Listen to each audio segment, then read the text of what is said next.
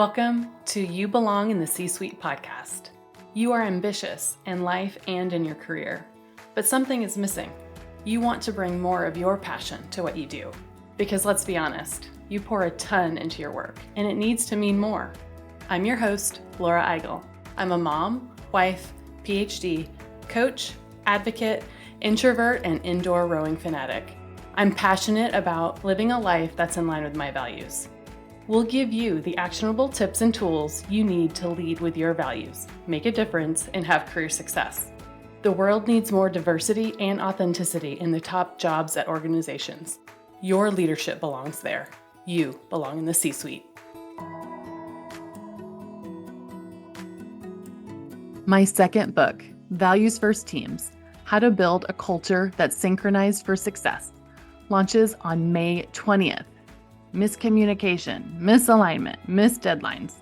Every leader knows the frustration of a team that feels more like a tug of war than a unified force.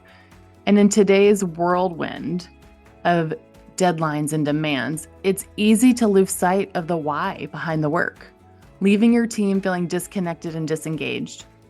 In Values First Teams, I'm sharing my proven framework for building an engaging team culture, where shared values create stronger results and individual efforts harmonize to achieve a powerful collective momentum.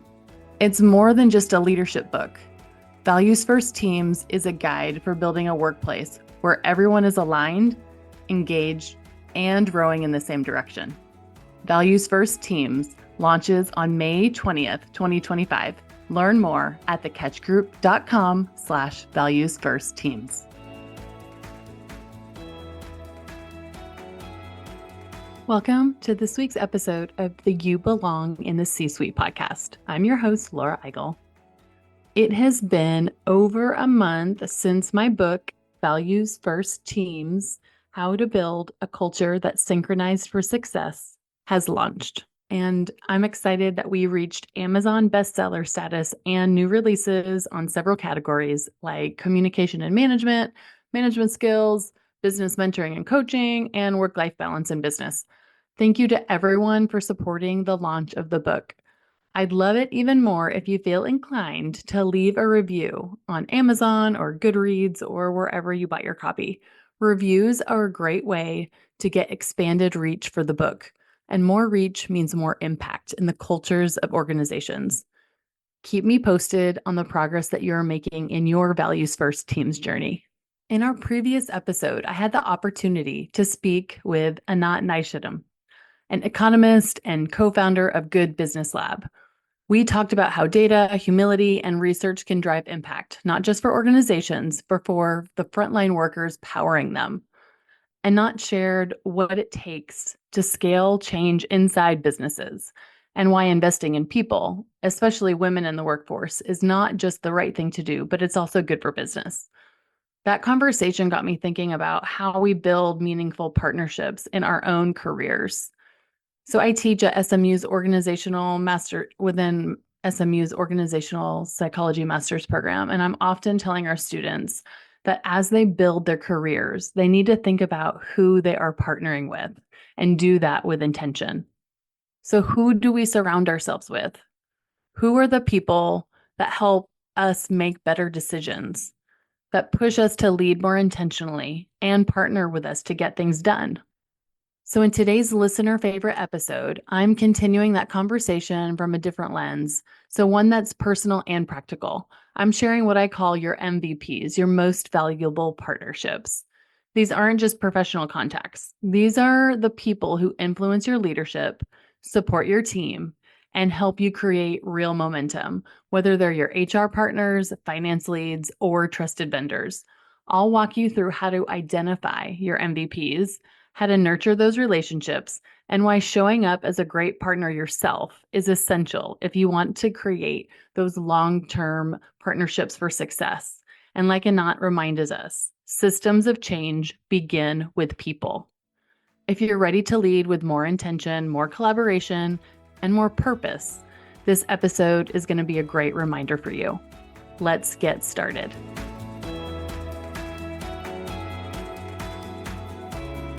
Today, I'm excited to talk about one of the things that has consistently helped me build my career and the reputation of the teams that I lead. One of the values at my company, the Catch Group, is collaboration. Throughout my career, I've tried my best to be a collaborator and a partner in everything that I do. I know that I can't do everything on my own. To have great partners in your career, you need to be a great partner. I'm going to share the 3 most important relationships that I think have helped me most as I've built my career as an executive and in the C-suite. When you think about career success, many people think the relationships that they have with the top executives in the company will help them the most. Many people manage up to get ahead. There's nothing wrong with that unless that's the only thing that you're doing. Throughout my career, I found that building relationships with 3 key constituent groups were most important. And I'm spilling my secrets to you today. I'll walk you through 3 groups of stakeholders that I consider my MVPs, or my most valuable partnerships. My MVPs aren't valuable because of what they give me, but what they've taught me. As a leader, first on the list of my most valuable partnerships, my MVP, human resources. Yes, I may be a little biased since I've built a career in human resources, and I learn from the best. I learned HR at an academy company known for human resources excellence. But here's the thing, if you want to grow as a leader, you can learn from the best, your HR partners, and truly partner with them. And here's just a shout out to HR partners. If you haven't lately, send them a note to tell them how much you appreciate them. They've been working their butts off during this pandemic to give you and your people resources to figure out how to work safely. You have no idea what kinds of things that they have to hear about or do on a day-to-day basis. But when I started my career, I actually didn't even want to be known as being in human resources. I'd heard that leaders didn't really care for the HR department and that they were seen as tactical administrators or the rule enforcers at work. I didn't want to be known as Laura, the HR lady, or for others to clam up because someone from HR was in the room. But I was wrong. Your HR partner is your business partner. Here are 3 reasons why it's important to know your HR business partner as you build your career and your team. Number 1, they are an integral part of the business and they know the business. They know the ins and outs of the business and the talent strategy at the company. They have a pulse of how people are feeling in the organization. Number 2, you can learn skills from them, like giving feedback, having tough conversations, and they're a great sounding board for tough people issues. They won't have the tough conversations for you, but they will coach you through those tough situations. They can also help you with your career. As you grow your career, even as a senior leader, you need career input and feedback. Your HR partner can be a great resource for you. Start building a relationship with them before you need them.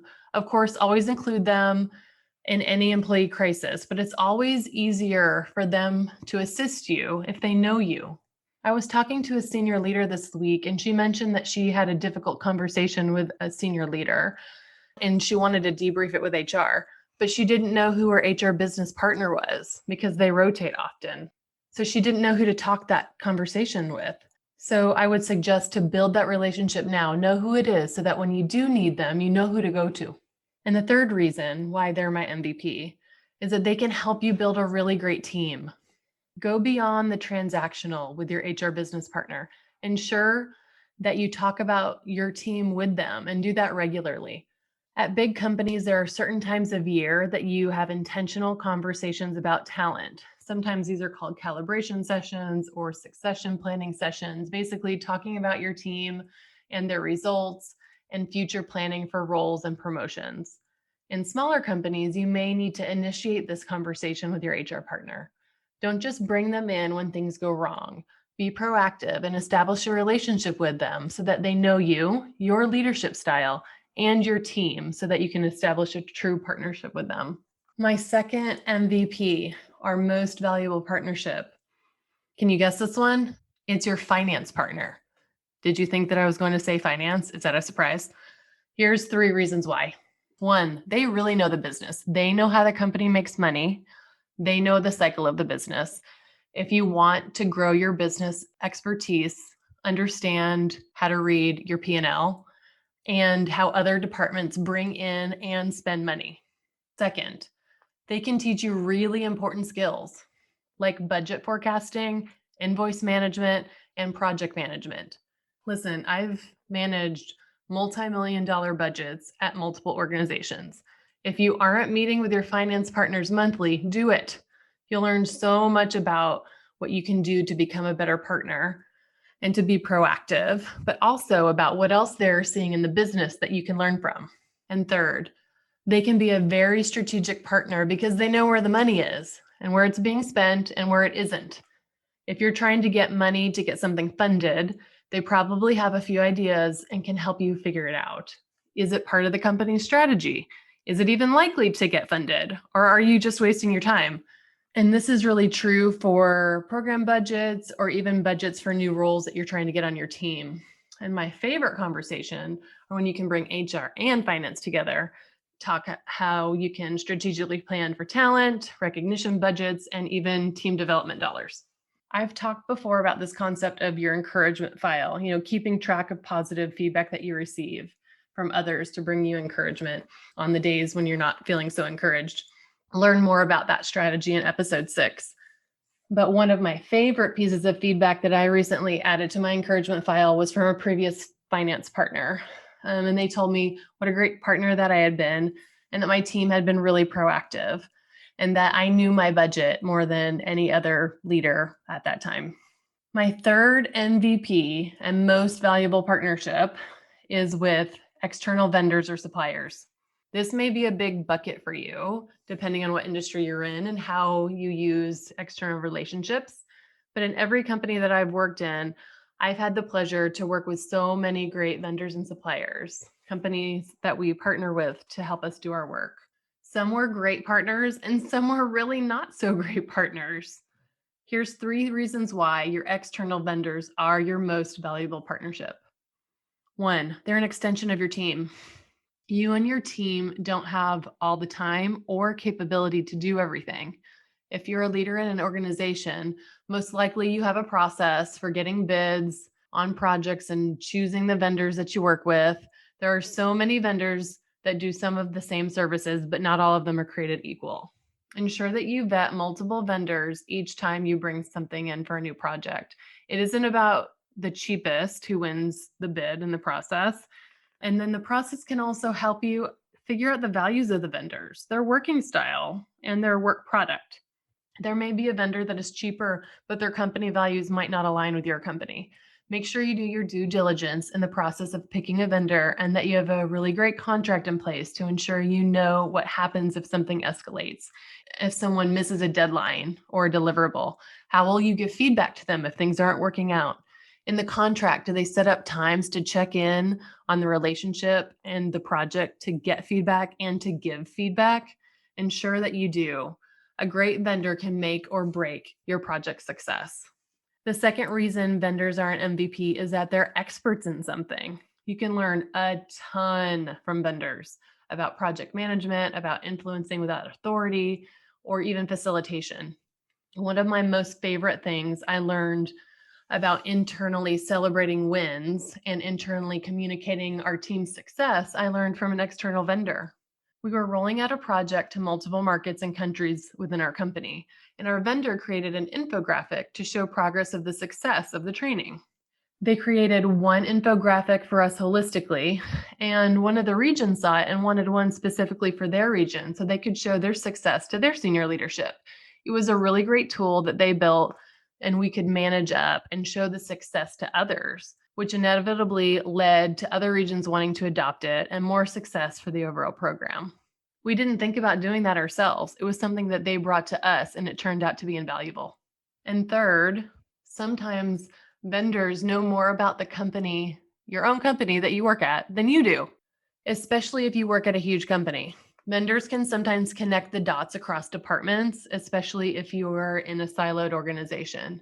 I cannot tell you how many times at different companies that I've worked for that I found out about a similar project or initiative through a vendor contact, not through my internal network at a company.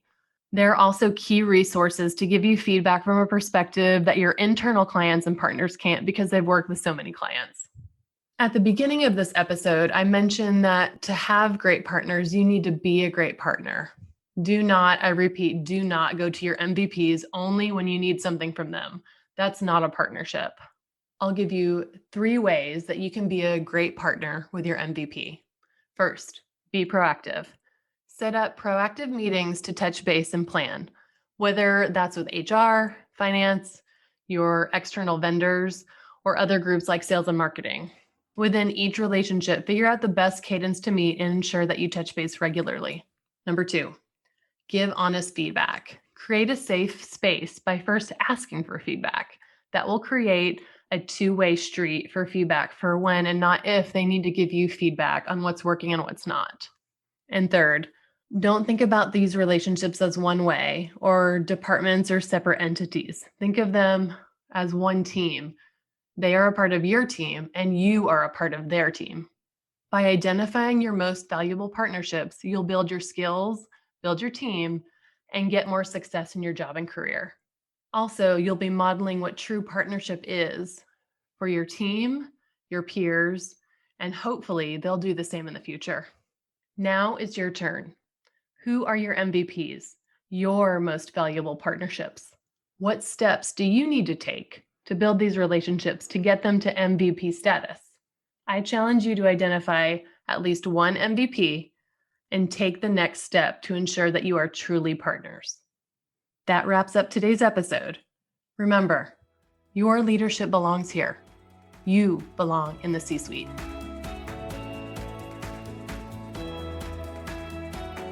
I want to thank you so much for listening to the You Belong in the C-Suite podcast. If you are enjoying this content, please remember to rate and review on Apple Podcasts.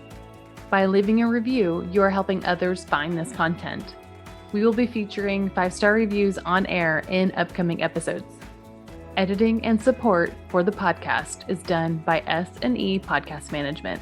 To get more tips and tools to help you live a life guided by your values, go to thecatchgroup.com. Keep your boundaries and take care.